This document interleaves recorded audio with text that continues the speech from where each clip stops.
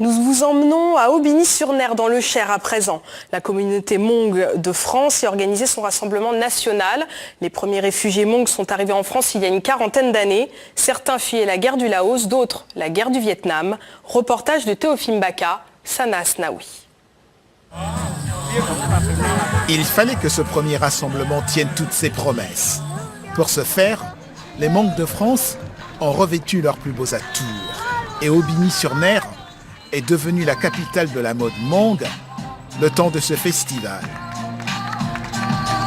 Une cinquantaine de costumes au moins qui représentent autant les Hmong de Chine, du Laos ou du Vietnam.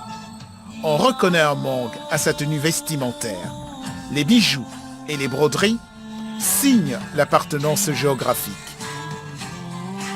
Ici avec Jordan, on a une tenue de Hmong vert. En Hmong c'est Hmong-joie ou Hmong-lang. Et donc vous reconnaissez en fait les broderies en fait.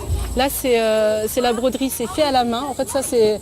Alors il faut savoir que dans les tenues il y a beaucoup de légendes. On dit que dans ces tenues-là, nos mamans en fait elles racontaient les histoires dans les tenues avec les broderies. Celle-là elle a vécu la guerre, l'exode.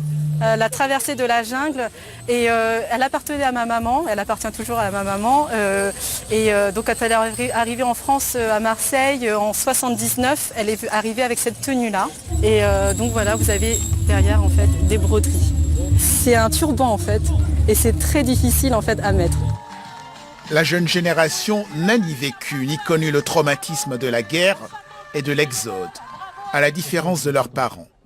Les Hmong de France ont su préserver leur histoire, leur culture et leur langue aussi. Pour dire bonjour, on dit Nyojong. Pour dire au revoir, on dit Shinjidoa. Ce premier rassemblement national des Hmong a permis également de comprendre que la relève était en marche.